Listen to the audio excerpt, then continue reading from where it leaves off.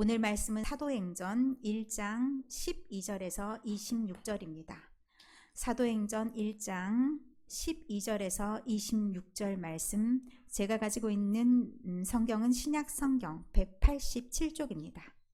사도행전 1장 12절에서 26절까지의 말씀, 신약성경 187쪽 12절부터 교독하시겠습니다.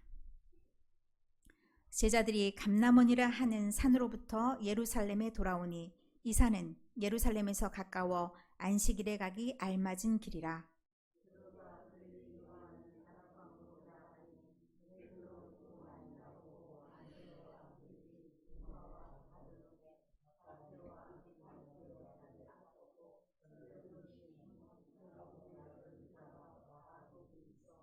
여자들과 예수의 어머니 마리아와 예수의 아우들과 더불어 마음을 같이하여 오로지 기도에 힘쓰더라.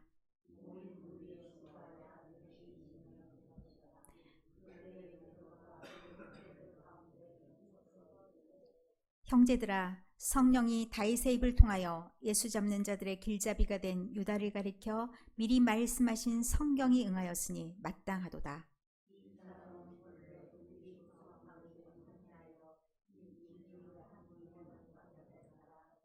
이 사람이 불의의 싹으로 밭을 사고 후에 몸이 곤두박질하여 배가 터져 창자가 다 흘러나온지라.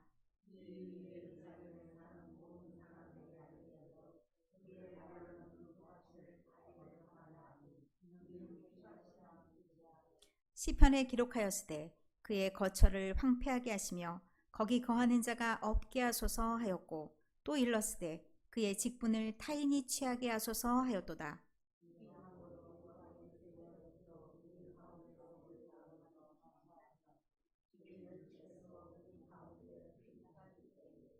항상 우리와 함께 다니던 사람 중에 하나를 세워 우리와 더불어 예수께서 부활하심을 증언할 사람이 되게 하여야 하리라 하거늘.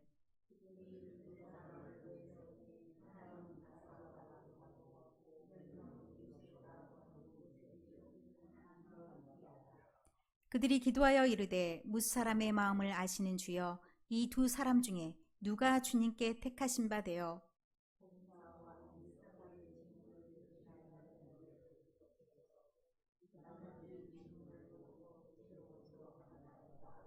다 같이 읽겠습니다. 제비 뽑아 마띠아를 얻으니 그가 11사도의 수에 들어가니라. 아멘. 자, 오늘 말씀의 제목이 여기에 있는 이 팻말에 있는 기도 제목과 똑같습니다. 뭐라고 적혀 있나요? 자, 지금까지 이런 교회는 없었다. 오늘 읽은 그 사도행전의 교회가 지금까지 이런 교회는 없었다. 그 교회에 해당되는 거고요. 우리는 느낌적으로다, 우리 심정적으로다, 내가 경험했던 이 교회, 우리 이와 같은 교회는 없었다, 이런 마음이 여러분에게 가득 느껴지는 교회가 우리 현암교회가 되었으면 하는 바람으로 이런 제목으로 오늘 말씀을 준비했습니다. 자, 아멘이죠. 네. 제가요, 이번 주 월요일에 우리 교회에서 여교육자 모임이 있었고, 그 여교육자 모임을 통해서 어찌나 많은 칭찬을 받았는지, 저에 대한 칭찬이라기보다는 사실 우리 교회에 대한, 우리 교회가 다른 사람들이 보기에 아름답게 잘 돌아가고 있나 하는 생각, 그런 것으로 향해 가고 있다라는 느낌, 틀리지 않았구나 라는 느낌 정도 제가 받았습니다. 앞으로 가야 할 길이 더 있겠죠. 이렇게 인정받으면 그 인정에 맞게 걸맞춰 나가야 되는 것도 또 우리가 부끄럽지 않게 사는 방법입니다. 모든 이들에게 참 현암교회 이런 교회 없지, 이런 말 들을 수 있는 그런 교회가 되기를, 그런 마음으로 오늘 말씀을 읽어보았습니다. 그랬더니 어찌나 은혜가 철철 넘치던지 오늘 그 은혜를 여러분과 함께 나누고 싶습니다. 여러분이 사실 이 말씀을 처음 읽어본 사람은 교회를 안 다닌 사람들이에요. 교회를 다녔어도 매일 새롭다, 예배 시간에 예배에 집중하지 않은 사람들이에요. 그런데 이 말씀을 들어봤어? 그러면 모두 다 뭔 내용인지는 대부분 다 아는 내용이죠. 이 내용을 딱 요약해 보면 한 줄로 딱 요약하면 무슨 내용이에요? 그래, 아주 쉽게 표현하면요, 짤막하게 있었던 일로 얘기하면요, 유다 대신에 마띠아라는 제자가 충원됐어, 끝, 이런 거예요. 그런데 이렇게 보면요, 아무 은혜가 우리한테 없습니다. 이 말씀이 어찌 이렇게 은혜스럽게 될 수 있는지를 지금부터 한번 들어가 보도록 하겠습니다. 자, 12절의 말씀에 제자들이 감람원이라는 산으로부터 예루살렘에 왔다라고 얘기합니다. 이 예루살렘에 온 이유가 사실 1장 앞절에 나와 있습니다. 4절 말씀에 보면 사도와 함께 모이사 그들에게 분부하여 이르시되 하면서 말씀이 나오는데, 예루살렘을 떠나지 말고 내게서 들은 바 아버지께서 약속하신 것을 기다리라. 누구의 말씀을 지키기 위한 것이냐? 예수님의 말씀을 지키기 위해서 예루살렘에 모여 있는데, 언제라도 예루살렘에 입성할 수 있는 그 지근, 아주 가까운 거리에 그들이 있었다. 그래서 예배 딱 하면 갈 수 있게, 성도들이 모이면 갈 수 있는 그런 거리에 있었다. 그런데 왜 예루살렘인가? 라는 생각을 우리가 할 수가 있습니다. 이게 까딱 잘못 생각하면 성전이 거기에 있었으니까 당연하지, 이런 생각을 하기 쉽습니다. 그런데 이 성전 중심의 그런 교회는 이미 이제 조금 끝나가는 이 시점이고요. 이제 사람 중심의 교회가 들어가는 그런 시점인데, 그래서 예수님도 사역 가운데 사람을 제일 먼저 세우셨는데 왜 예루살렘일까? 자, 그러면 우리가 제자들의 행적을 돌아볼 필요가 있습니다. 예루살렘이라는 곳이 어떤 곳인가요? 예루살렘이라는 것은 예수님의 주요 사역이 있었던 장소는 아닙니다. 예수님이 주요 사역을 하셨던 곳들은 갈릴리 지방으로 한정이 되어 있었고, 그 인근의 이방 그쪽에서도 예루살렘 주변, 갈릴리 주변에서 예수님께서 많은 사역을 하셨습니다. 그런데 막상 최후의 가장 많은 것들을 보여준 것, 그곳이 예루살렘입니다. 마지막 일주일 동안을 보내셨는데 그 마지막 일주일 동안이 긴박한 순간이기도 하였고, 예수님의 목적, 이 땅에 오신 목적을 보여준 곳이기도 하였습니다. 그렇다면 예수님에 대한 신앙의 최종판, 그리고 가장 핵심적인 내용은 다 예루살렘에서 이루어졌다라고 볼 수가 있습니다. 그리고 예루살렘이라는 곳이 사실은 예수님이 그것만 담고 있느냐? 예수님의 명령 또한 가지고 있는, 예수님이 이렇게 명령하신 특별한 이유가 있을 겁니다. 예수님이 부활하시겠다고 분명히 말했음에도 불구하고 제자들은 예수님의 부활을 기다리지 않고 어디로 향했을까요?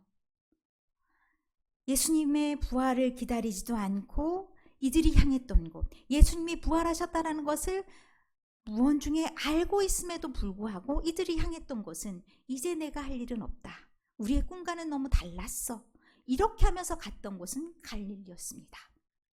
그런데 그들을 향해서 예수님께서 너희들 딴 데 가지 말고 예루살렘에 있어 라고 말하는 것은, 다시는 딴 생각을 하지 말아라, 이제 너희 본업으로 돌아가서 사람을 낚는 어부가 되라고 했더니 사람이 아닌 고기 낚는 그런 어부, 그런 건 꿈도 꾸지 말고 이제 내가 명령했던 그 명령대로 나에게 내가 부여한 그 본분을 다해라, 그렇게 명령하는 그 명령과도 다름이 없습니다.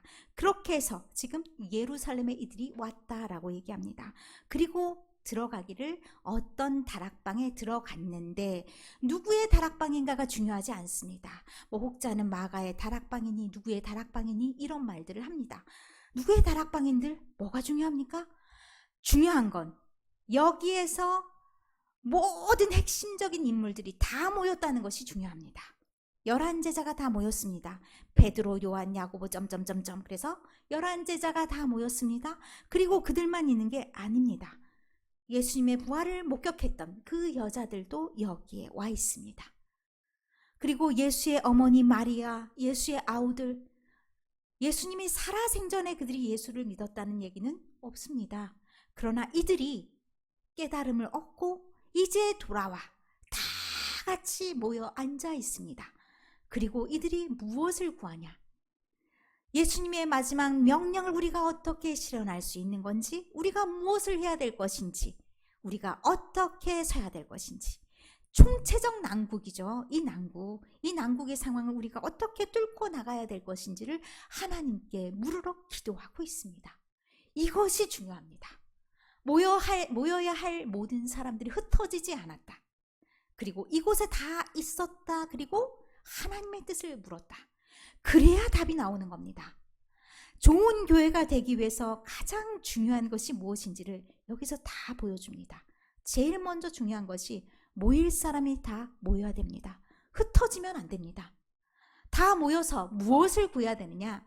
하나님의 뜻이 어디에 있는지, 지금 당면한 우리의 문제는 무엇인지, 그 문제를 어떻게 해결해야 될 것인지, 그 문제를 통한 하나님의 뜻은 무엇인지, 이것을 묻고 나갔을 때 하나님께서 거기에서 지혜를 주시고 또 해결할 능력도 주시는 겁니다.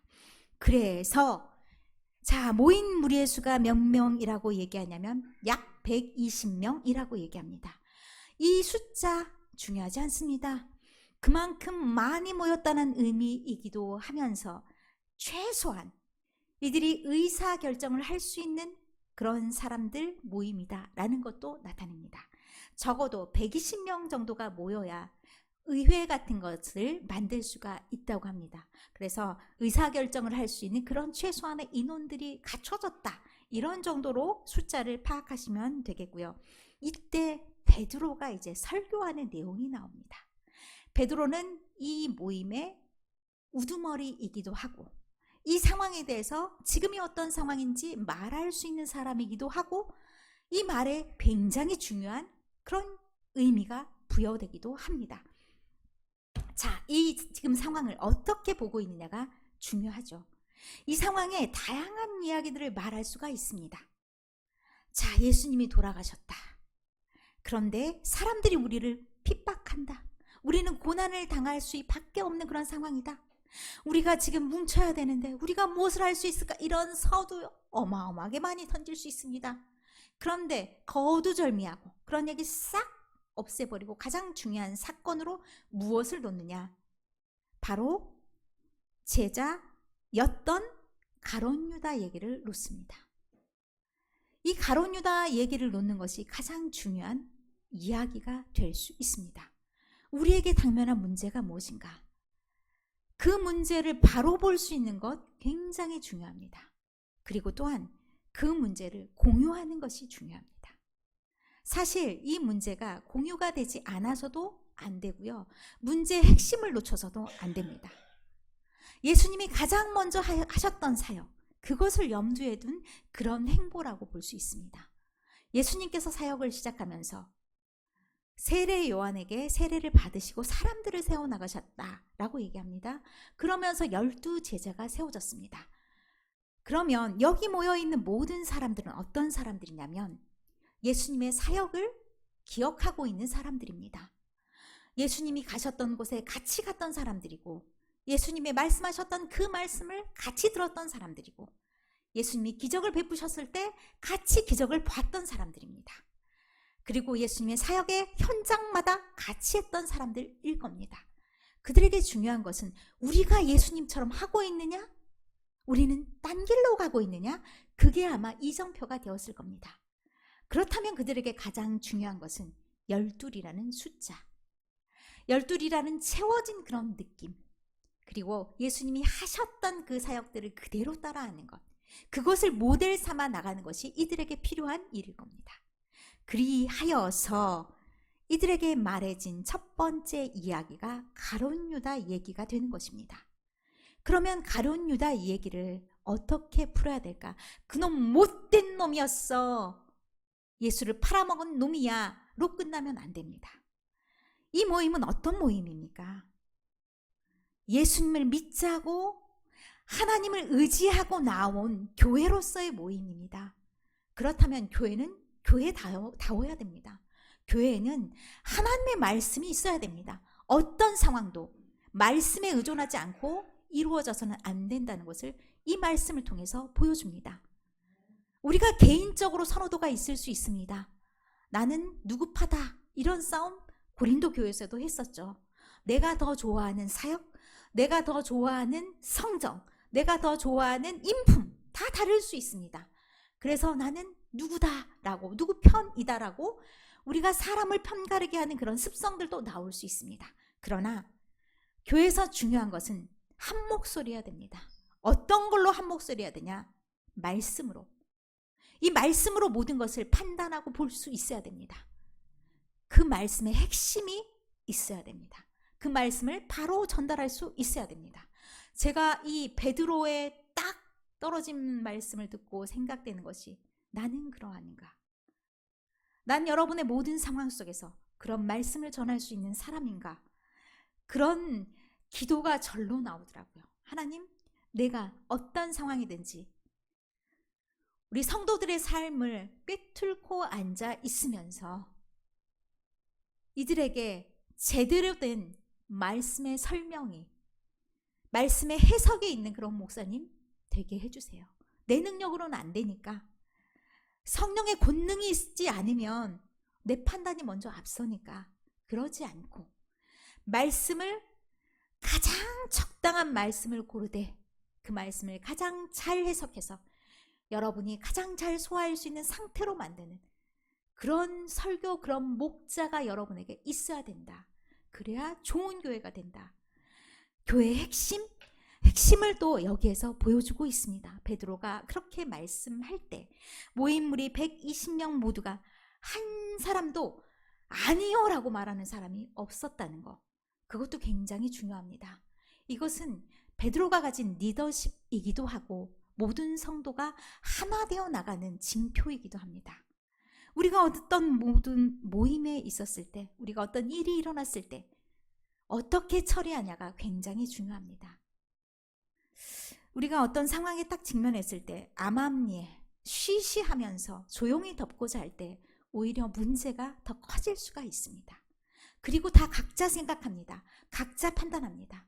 그것에는 어떤 것도 하나님의 진리는 없습니다. 그러면 결국 어떻게 되냐? 교회가 어려움에 처하게 됩니다. 다 각기 제 길로 갈 수밖에 없는 그런 상황이 됩니다. 어떤 문제든 이것이 만약에 교회의 문제라고 했을 땐 그 문제를 보듬어 안는 것이 필요합니다. 기도해야죠. 그 문제의 해결을 어떻게 해야 되는지 하나님께 묻고 나아가야 되죠. 그래서 한 목소리로 나가지 않으면 교회가 분란이 일어나고 교회가 깨어지고 교회가 상처가 되고 그런 일들이 일어날 수밖에 없습니다. 한 번 상처를 입으면 그 타격은 정말로 큽니다. 일어나기가, 회복되기가 너무나 오랜 시간이 걸립니다. 그 순간 우리가 무엇을 해야 되냐면, 깨달은 그 순간 우리는 무릎을 꿇어야 됩니다. 그리고 다시 하나님의 뜻이 무엇이었겠는지를 묻고 나아가지 않으면 안 됩니다. 그 책임 누구에게 있습니까? 우리 모두에게 있습니다. 누구 하나의 책임이 아닙니다. 그 문제가 터졌을 때 모두 다 무릎을 꿇고 하나님께 기도하면서 하나님께 해결 방법을 물어야 됐었고, 공통의 지혜를 한 목소리로 낼 수 있어야 됐습니다. 그리고 그것을 하나님, 우리가 이렇게 설명해도 되겠습니까? 이렇게 받아들여도 되겠습니까? 이렇게 하지 않으면 고름이 터집니다. 상처가 덧납니다. 생각나면 다시 계속 반복되는 문제가 될 수밖에 없습니다. 아프지만 우리 교회도 그런 역사가 있었다고 생각합니다. 그걸 회복하기 위해서는 앞으로 어떤 문제도 저는 열려져야 된다고 생각합니다. 그 정보도 공유돼야 된다고 생각합니다. 그런데 이 정보를 어느 선까지 공유돼야 되는지, 그것이 중요하죠. 그 문제 속에 120명이라는 사람들이 어떤 상황 속에서 모여 있는지가 우리에게 보여져야 됩니다. 이 120명은 그냥 숫자 120명이 아닙니다. 어떤 사람들이냐면, 이 예루살렘에 모여 있다 이 사실만 가지고 베드로가 어땠습니까? 예수가 돌아가시는 그 상황에 있으면서 나는 예수님의 제자요 라고 말하지 못했던 그 상황입니다. 너도 예수님의 제자지? 라고 말하면 자기에게 피해가 올 수도 있고 자기도 형장의 이슬로 사라질 수밖에 없는 그런 상황이 될 수도 있는, 정말 내가 핍박을 받을 수도 있는 그런 상황, 내 목숨을 내놔야 될지도 모르는 그런 상황 속에서 나는 예수님을 믿습니다, 나는 그 길을 가겠습니다 라고 고백하며 나오는 그런 사람들입니다. 이런 사람들이라면 그냥 머리수 채우러 교회 나오는 사람이 아닙니다. 전혀 다른 사람들입니다. 내가 증인으로서 내가 예수님이 어떻게 돌아가셨고 예수님이 이 땅에 와서 이루시고자 하는 것이 무엇이었는지를 말로만 고백하는 것이 아니라 내 목숨을 다해서 내가 그것을 증언하겠습니다 라고 말하는 사람들입니다. 내가 조금 피해갈까 봐 돌아가는 사람이 아니라 내가 어떤 피해를 감수하더라도 내가 어떤 어려움이 있더라도 나는 그 길을 따라가겠습니다 라고 말하는 사람들입니다. 그것은 요즘 우리가 흔히 말하는 교회 교인 아닙니다. 의무를 다하겠다는 사람, 예수님의 고난에 나도 동참할 수 있다고 그렇게 목숨 내놓는 사람입니다. 그런 사람들로서 이 120명이 채워져 있습니다. 이들에게는 모든 것을 공유할 수 있습니다. 공유했다가 큰일 나는 사람들도 있죠. 그런데 우리 교인들도 다 이런 성도님이었으면 참 좋겠다, 이런 마음이 제가 간절하게 들었습니다. 서울에 있는 어떤 교회가요, 그런 교회가 있습니다. 누구나 예배 드릴 수 있습니다. 그러나 교회 등록 못하게 합니다. 이 교회가 어떤 교회인지, 어떤 방향으로 나아가고자 하는 건지, 그리고 무엇을 하고자 하는 건지, 교회 교인으로서 행해야 될 의무는 무엇인지 다 밝힙니다. 1년의 기회를 줍니다. 그리고 나서 본인이 선택해서 교인과 교인 아닌 사람, 예배만 드리는 사람으로 구분합니다. 우리 교회가 그 정도 교회는 아니다 할지라도 저는 교회가 우리 교인으로 딱 발을 들여놓는 순간 그런 마음가짐으로 나는 내가 좀 어렵고 내가 불편한 것이 있더라도 나의 유익만을 따지는 것이 아니라 예수님의 그 길을 가겠다라고 생각하는 그런 교인이 되시기를 간절히 소망합니다. 그리고 그러기를 위해서 기도합니다. 형식적인 교인이 몇 명이면 뭐합니까? 형식적인 교인이 많다고 중요한 게 아닙니다. 대형교회 형식적인 교회 많습니다. 왜 가는 줄 아십니까? 의무를 다하지 않기 위해서, 나를 모르는 사람들 속에서 편안하게 예배하고 기도하고 그렇기 위해서 대형교회를 선호합니다. 우리는 다 드러난 교회입니다. 그런데 제가 여러분에게 정말 당부하는 말이 딱 이번 주에 딱 지나가면서 하나가 생겼습니다. 제가 우리 성도님들 볼 때 우리 성도님들 늘 말씀하십니다. 연세가 많아서 아무것도 할 수 없어서 미안해요 목사님, 어려운 교회에 와서 목사님 고생하시는데 도움이 못 돼서 미안해요. 이게 여러분들 입에 달린 말입니다. 저도 그런 줄 알았습니다. 그런데 아니더라고요. 저력이 있습니다. 여러분요, 제가 문자를 해도 답이 없고요, 심지어 전화해도 무엇을 하시는지 전화 안 받은 때가 참 많습니다. 그런데요, 이루어지는 거 보면 다 하고 계셔요. 이게 저력이구나, 이게 짬밥이구나. 50년 60년 짬밥 되시잖아요.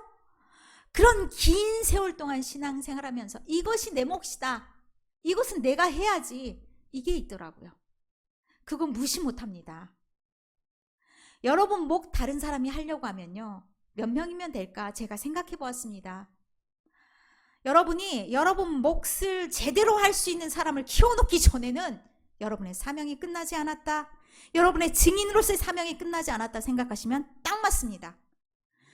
우리 20명이요 그냥 20명 아닙니다. 우리 일당 100입니다. 아시겠습니까? 여러분 한 명이 담당한 몫이 있더라고요. 제가 최저선이 3명이라고 생각합니다. 여러분 한 명이 최저 3명 정도는 감당하고 사시더라고요.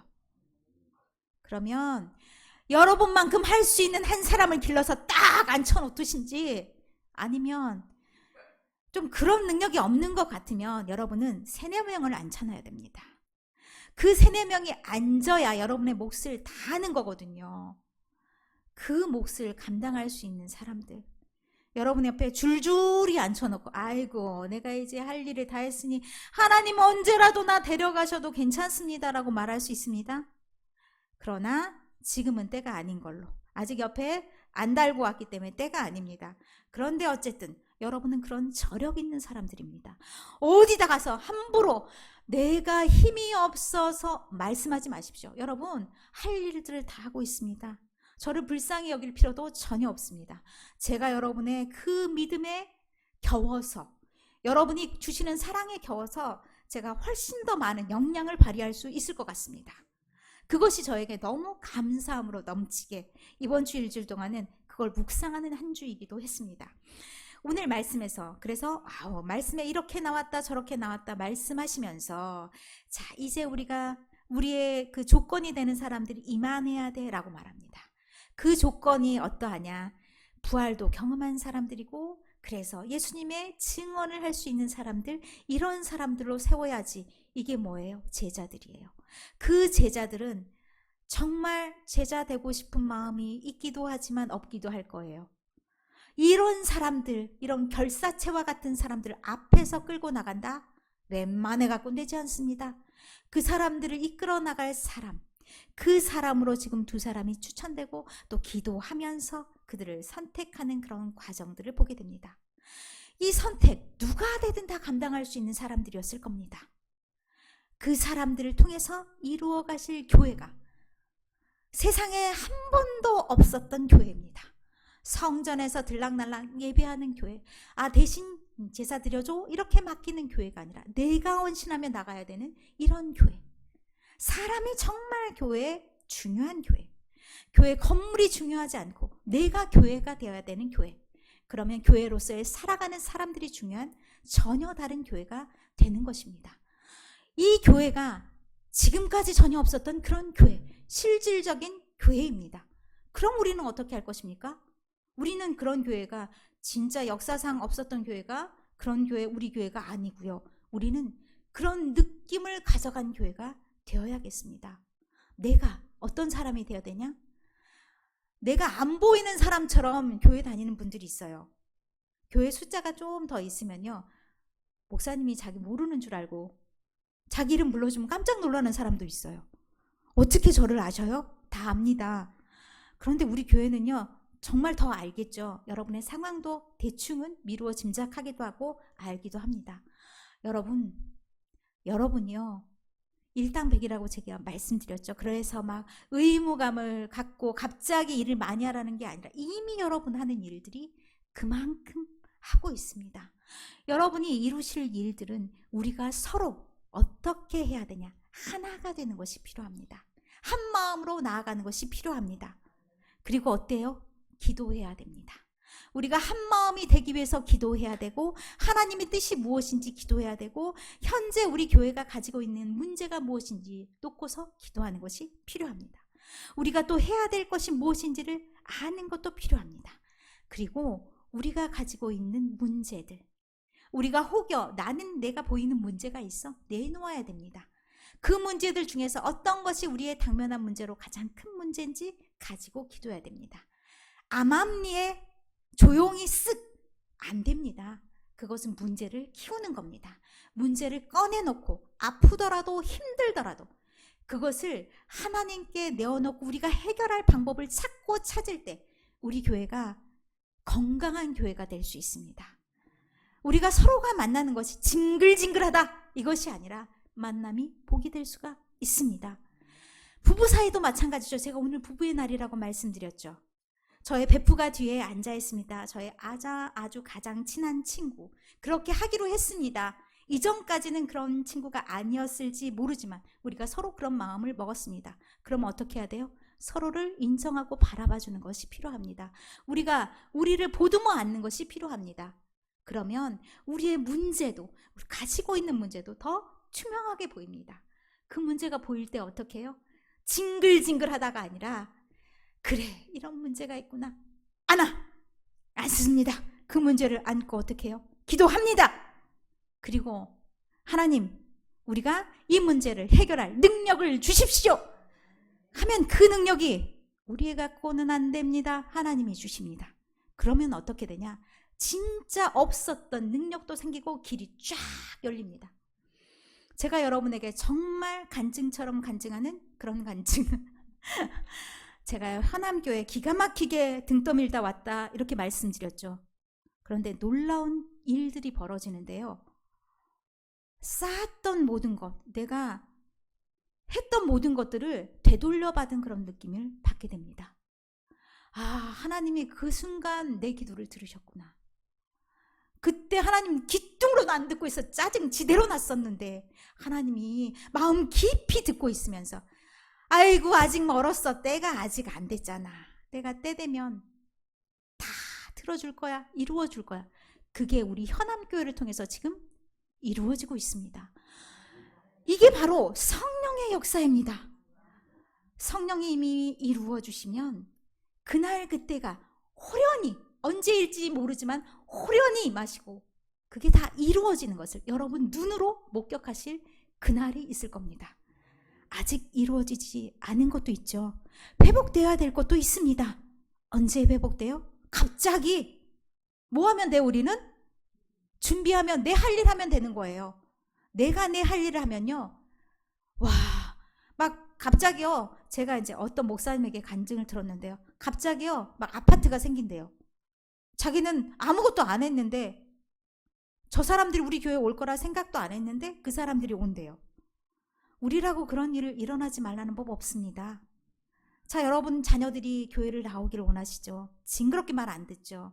어떻게 해요? 우리는 우리의 할 일과 기도와 할도리 다 하면 됩니다. 언제 이루어져요? 갑자기 막 제가 미쳤나? 이런 마음이 들 정도로 갑자기 나 교회 가도 돼? 이런 말 할 수도 있어요. 그날을 위해서 우리가 할 일을 우리는 해야 된다니까요. 우리가 할 일을 우리는 항상 하나님 안에 있으면서 하나님이 언제 우리를 불러주시고 우리에게 말씀을 들려줄지 기대하면서 기도하면서 우리의 행할 일을 하면서 우리가 모여서 어떻게 해요? 우리의 힘을 합치면서 우리 교회로서 또 해야 할 일도 하면서 우리 교회가 이루어야 될 일들도 이루면서 쪽박난 교회가 아니라 대박난 교회가 돼야 될 줄 믿습니다. 그러면 그 모든 것은 하나님이 일하십니다. 우리가 하나님 일처럼 하나님의 일까지 걱정하지 말고 된다 안 된다 우리가 생각하지 말고 묵묵히 우리는 우리의 일을 감당하면서 나아갈 때 하나님이 우리를 통해서 이루실 일, 우리 가정을 통해서 이루실 일, 우리 교회를 통해서 이루실 일, 그 모든 것을 이루어 주시고 정말 이게 대박이구나 그런 날들을 경험하시면서 나아갈 줄로 믿습니다. 그런 축복된 삶이 여러분 모두의 삶이 되시기를 간절히 바랍니다.